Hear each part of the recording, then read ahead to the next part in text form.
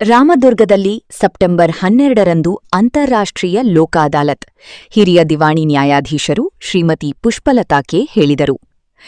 ಅಂತಾರಾಷ್ಟ್ರೀಯ ಲೋಕ ಅದಾಲತ್ ಹಾಗೂ ವಿವಿಧ ವಿಷಯಗಳ ಕುರಿತು ತಾಲೂಕು ಕಾನೂನು ಸೇವಾ ಸಮಿತಿ ರಾಮದುರ್ಗದಲ್ಲಿ ಸಭೆ ಕರೆಯಲಾಗಿತ್ತು. ಸಭಕ್ಕೆ ಸಮಯಕ್ಕೆ ಸರಿಯಾಗಿ ಬರದೇ ಇರುವ ಅಧಿಕಾರಿಗಳಿಗೆ ತರಾಟೆಗೆ ತೆಗೆದುಕೊಂಡು ಮುಂದಿನ ಸಭೆಯಲ್ಲಿ ಸಮಯಕ್ಕೆ ಸರಿಯಾಗಿ ಬರಬೇಕೆಂದು ಅಧಿಕಾರಿಗಳಿಗೆ ರಾಮದುರ್ಗ ದಿವಾಣಿ ನ್ಯಾಯಾಧೀಶರು ಶ್ರೀಮತಿ ಭಾಗ್ಯಶ್ರೀ ಮಾದರಾವರು ಅಧಿಕಾರಿಗಳಿಗೆ ಸೂಚನೆ ನೀಡಿದರು.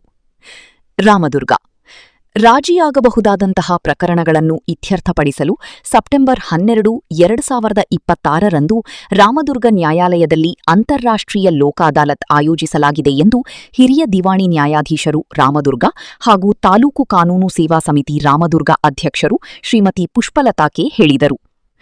ರಾಮದುರ್ಗ ನ್ಯಾಯಾಲಯದ ಸಭಾಂಗಣದಲ್ಲಿ ದಿನಾಂಕ 7-8-2026ರಂದು ಶುಕ್ರವಾರ ಆಯೋಜಿಸಿದ್ದ ತಾಲೂಕಿನ ವಿವಿಧ ಇಲಾಖೆ ಅಧಿಕಾರಿಗಳೊಂದಿಗೆ ಸೆಪ್ಟೆಂಬರ್ 12ರಂದು ಅಂತಾರಾಷ್ಟ್ರೀಯ ಲೋಕ ಅದಾಲತ್ ಪೂರ್ವಭಾವಿ ಸಭೆಯ ಅಧ್ಯಕ್ಷತೆಯನ್ನು ವಹಿಸಿ ಮಾತನಾಡಿದರು.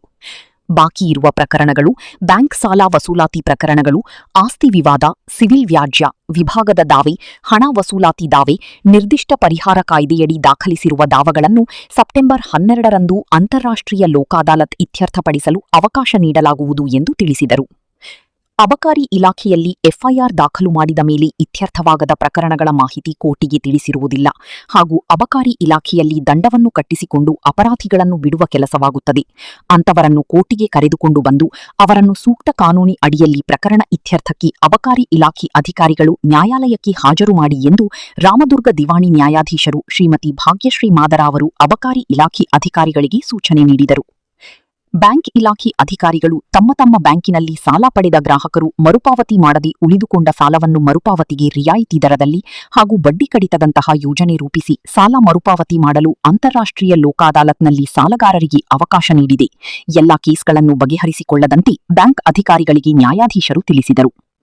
ರಾಮದುರ್ಗ ಕೋರ್ಟ್ನಲ್ಲಿ ಕರ್ತವ್ಯ ನಿರ್ವಹಿಸುತ್ತಿರುವ ಪೊಲೀಸ್ ಸಿಬ್ಬಂದಿಯನ್ನು ಪಿಸಿಯನ್ನು ಬದಲಾಯಿಸುವಂತೆ ರಾಮದುರ್ಗ ಸಿಪಿಐ ಅವರಿಗೆ ನ್ಯಾಯಾಧೀಶರು ತಿಳಿಸಿದರು. ಈ ವೇಳೆ ಎಡಿ ಲಪ್ಪಣ್ಣವರ, ಕಾರ್ಯದರ್ಶಿಗಳು, ವಕೀಲರ ಸಂಘ ರಾಮದುರ್ಗ ಸಿಪಿಐ ವಿನಾಯಕ ಬಡಿಗೇರ ಹಾಗೂ ವಿವಿಧ ಇಲಾಖೆಯ ಅಧಿಕಾರಿಗಳು ಈ ಸಭೆಯಲ್ಲಿ ಪಾಲ್ಗೊಂಡಿದ್ದರು.